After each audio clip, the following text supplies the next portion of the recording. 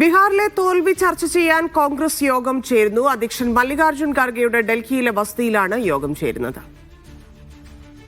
തൗഫീഖ് അസ്ലം ചേരുന്നു. തൗഫീഖ്, യോഗം ആരംഭിച്ചോ? ആരൊക്കെ പങ്കെടുക്കുന്നുണ്ട്?